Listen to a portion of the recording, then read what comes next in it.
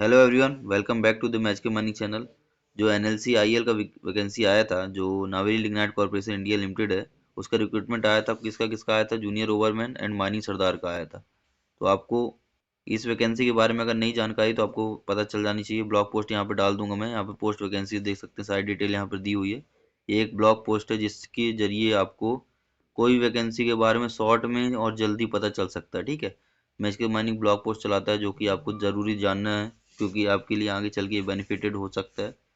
तो आप हम लोग चलते हैं अप्लाई कैसे करना है वैकेंसी, क्योंकि कई सारे कमेंट्स आ रहे थे मेरे को कि सर ये अप्लाई कैसे करना, हो नहीं पा रहा है। तो हम उसके बारे में आज बात कर लेते हैं। पूरा कंटिन्यू हम लास्ट तक देखेंगे किस तरीके से अप्लाई करना है। ठीक है, यहाँ पे आप अप्लाई ऑनलाइन NLC India.in यहाँ पे अगर क्लिक करेंगे ब्लॉग पोस्ट में जाएंगे, या फिर आप NLCIL की ऑफिशियल वेबसाइट पर भी जाकर ओपनिंग्स में जा सकते हैं। मैं डायरेक्टली दिखा देता हूँ, यहाँ पे क्लिक करेंगे ब्लॉग पोस्ट में दिख जाएगा आपको। ठीक है, चलते हैं हम। यहाँ पे आप NLC इंडिया लिमिटेड की करंट ओपनिंग्स पर जब जाएंगे, जॉब्स पे, फिर करंट ओपनिंग्स पे, तो आपको अप्लाई ऑनलाइन का ऑप्शन आएगा और डिटेल एडवर्टाइजमेंट देखना है तो आप डायरेक्टली ऑफिशियल देख सकते हैं यहाँ से। पर यहाँ पे अप्लाई ऑनलाइन पे क्लिक करेंगे तब आपको आगे अप्लाई करने का प्रोसेस पता चलेगा। ठीक है, यहाँ पर जब आएंगे अप्लाई करने पर, recruitment of mining statutory persons group C post के लिए है, बरसिंगसर माइंस राजस्थान के लिए। जो पहले से कैंडिडेट है यहाँ से लॉगिन कर सकते हैं, जो नए कैंडिडेट है यहाँ पे रजिस्टर करेंगे। और जो पहले से कैंडिडेट जो हैं तो यहाँ पे लॉगिन करके अपना डिटेल भर देंगे, लॉगिन आईडी पासवर्ड, तो उनका हो जाएगा। सो हम लोग कुछ बात करेंगे कि कैसी फोटोज़ वगैरह आपको अपलोड करना है, क्या सिग्नेचर अपलोड करना है, उसके बारे में थोड़ा हम देख लेते हैं। यहाँ पर हम देख लेते हैं जो इंपॉर्टेंट गाइडलाइंस है, जो डॉक्यूमेंट अपलोड करने हैं आपको इसमें। तो जो सेल्फ डॉक्यूमेंट अपलोड करना पड़ेगा, सेल्फ अटेस्टेड करना पड़ेगा। और वी डॉक्यूमेंट में आपको देख सकते हैं जाकर, मार्कशीट्स वगैरह हैं तो सारी आपका क्रोनोलॉजिकल ऑर्डर में सेट करके आपको अपलोड करनी पड़ेगी। पीडीएफ के थ्रू, पीडीएफ के जरिए आपको अपलोड करनी पड़ेगी। आपको कोई फिजिकल मोड नहीं है सबमिट करने का, जो एप्लीकेशन है आपको ऑनलाइन ही आपको करना पड़ेगा इसके थ्रू। और कैंडिडेट जो हैं वो स्कैन और upload document self attested copies document जमा करेंगे, जो सर्टिफिकेट्स हैं सारे। मैं आपको बता देता हूँ कौन कौन सी क्या क्या चीज़ें लगनी है आपको और किस तरीके से आपको अपलोड करनी है। जो फोटोग्राफ रहेगी आपकी, वो रहेगी 3.5 और 4.5 सेंटीमीटर की। ठीक है ना, मतलब विड्थ रहेगी 3.5 और हाइट रहेगी 4.5। साइज कलर फोटोग्राफ रहेगी। प्रोफेशनल स्टूडियो वगैरह में आप कर सकते हैं। और इसके पहले आपका नहीं होना चाहिए, इसके बाद का ही वो होना चाहिए। जेपीजी फॉर्मेट में रहेगा, 50 KB रहेगा, इससे ज़्यादा का आप फाइल अपलोड नहीं कर पाएंगे। पीडीएफ जो रहेगा, मतलब जेपीजी इसका रहेगा, बाकी में पीडीएफ कुछ में दिया हुआ है। तो सिग्नेचर आपको पीछे बैकग्राउंड वाइट रहेगा, और आपको जो पेन से आपको डार्क ब्लू या फिर ब्लैक पेन से आपको साइन करके अपलोड करना पड़ेगा। जेपीजी फॉर्मेट सेम रहेगा। जो बर्थ सर्टिफिकेट है, 10th वगैरह, 12th वगैरह, ये सब जो अपलोड करेंगे तो पीडीएफ या जेपीजी फॉर्मेट में कर सकते हैं। बट फाइल साइज 250 KB से ज़्यादा नहीं होगा। आधार कार्ड है, उसका कॉपी आपको जब अपलोड करना है पीडीएफ या जेपीजी फॉर्मेट में, 250 KB का रहेगा। जो आपका प्रोविजनल सर्टिफिकेट या फिर डिग्री है, या ग्रेजुएट डिग्री है, तो आप लोग को पीडीएफ में ही करना पड़ेगा। यहाँ पर 2.5 MB तक का अपलोडिंग हो दिया हुआ है। सेमेस्टर वाइज मार्कशीट है उनको क्रोनोलॉजिकल ऑर्डर में, डिप्लोमा प्लस डिग्री ऐसे करके, या फिर फर्स्ट सेकंड थर्ड फोर्थ ऐसे करके आपको अपलोड करना पड़ेगा। 2.5 MB का रहेगा। अगर ये चीज़ है आपके पास, membership of institute of company secretary of India, तो इसका भी अपलोड कर पाएंगे, फॉर्मेट दिया हुआ है यहाँ पे। और जो अदर एक्सपीरियंस सर्टिफिकेट वगैरह है, पोस्ट क्वालिफिकेशन के अकॉर्डिंगली एक्सपीरियंस होना चाहिए, उसके अकॉर्डिंगली आपको लाइन वाइज आपको पीडीएफ बनाकर जमा करना है। पीडीएफ जेपीजी फॉर्मेट 2.5 KB का रहेगा, MB का रहेगा, है ना। और कुछ भी एरिया पोस्ट क्वालिफिकेशन के अकॉर्डिंगली आपको एक्सपीरियंस होना चाहिए। कैंडिडेट जो प्राइवेट सेक्टर वाले हैं वो अपलोड डॉक्यूमेंट करेंगे, जो सपोर्ट रहता है सीटीसी वगैरह, आपको पे स्लिप वगैरह है, और या फिर कंपनी का लेटर हेड वगैरह है, इनकम टैक्स रिटर्न, है ना। तो ये सब चीज़ें आपको अपलोड करनी पड़ेगी पीडीएफ फॉर्मेट में। 2.5 MB का रहेगा file size. Copy of latest pay slip वगैरह आपको अपलोड करना पड़ेगा।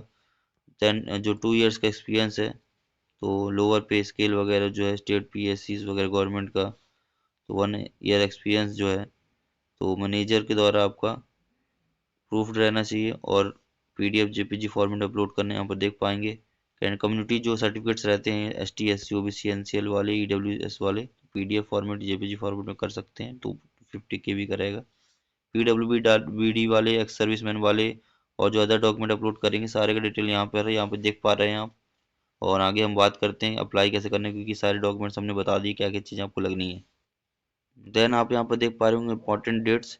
जो ऑनलाइन रजिस्ट्रेशन वो 16 तारीख से चालू हो गया, 16 फरवरी से, और क्लोज जब हो जाएगा आपको 18 मार्च तक हो जाएगा, ठीक है। तो इसके बीच में आपको अप्लाई करना है। एप्लीकेशन जो फीस है तो तब तक 18 तारीख तक ही जमा होगी, उसके बाद आपका 19 को वो बंद हो जाएगा, ठीक है ना। उसके बाद नहीं होगा। यहाँ पर जब न्यू रजिस्ट्रेशन करेंगे अपना नाम डाल दीजिएगा, पूरा ईमेल आईडी डाल दीजिएगा, मोबाइल नंबर डाल दीजिएगा, और किस पोस्ट के लिए अप्लाई कर रहे हैं वो आपको सिलेक्ट करना है, फिर इसमें इनका आंसर लिख देना है। इसके बाद आपका लॉग रजिस्टर्ड हो जाएगा, उसके बाद अपना लॉगिन पासवर्ड डालिएगा। सो उसके बाद अब क्या करना है, हम आगे डायरेक्ट चलते हैं क्या क्या चीज़ें फुलफिल करने के लिए मांगा हुआ है। जब अप्लाई करेंगे तो steps of filling application form आएगा। यहाँ पे ऑनलाइन एप्लीकेशन पोर्टल की सारी डिटेल्स वगैरह कहाँ पे क्या है ये सब दिख रहा होगा आपको। फ़ोन में अलग दिखेगा और इसमें अलग दिखेगा। आगे चलते हैं हम, आगे नीचे क्या है, लॉगिन के बाद आगे क्या करना है।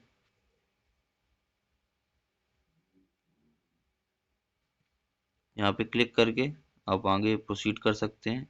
अब मानी स्टैचुरी पोस्ट के लिए एडवर्टाइजमेंट के बाद यहाँ पे एप्लीकेशन नंबर यहाँ पे दिया हुआ है, नाम आपका दिया हो, फादर नेम डाल दीजिएगा, आधार कार्ड नंबर डाल दीजिएगा। अगर एस सर्विसमैन है तो यस कर दीजिएगा, नहीं है तो नहीं करिएगा। डिसेबिलिटी वगैरह है तो उसके अकॉर्डिंगली कर दीजिएगा। अगर एनएलसी आईएल के फॉरम एम्प्लॉई है तो यस करिएगा या नो करिएगा। सर्विस एम्प्लॉई है तो उसके अकॉर्डिंगली कर दीजिएगा। हाउस नंबर वगैरह आप डाल दीजिए, स्टेट नेम डाल दीजिए, एरिया डाल दीजिए, सिटी डाल दीजिए, तालुके मंडल डाल दीजिए, डिस्ट्रिक्ट डाल दीजिए, स्टेट डाल दीजिए, पिन कोड डाल दीजिए अपना। देन अपना मोबाइल नंबर, ईमेल आईडी वगैरह, रेलवे स्टेशन कोई पास वाला है तो परमानेंट एड्रेस सेम डाल दीजिए, अगर सेम है तो क्लिक कर दीजिएगा यहाँ पे अगर है तो।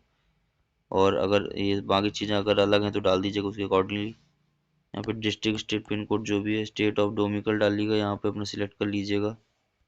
जो भी स्टेट है आपको उसके अकॉर्डिंगली आपको सिलेक्ट कर लेना है। लैंग्वेज के बारे में जो भी आपको लैंग्वेज लिखते हैं इसमें सिलेक्ट कर लीजिएगा अंदर से, और जो भी बोल रहे हैं उसके अकॉर्डिंगली टिक कर लीजिएगा। अगर कोई भी आप कन्विक्टेड हैं या फिर केस वगैरह है, अरेस्ट वगैरह हो तो कुछ भी है तो यहाँ पर डिटेल अपना डाल सकते हैं। कोई केस पेंडिंग वगैरह है तो उसके बारे में डाल सकते हैं।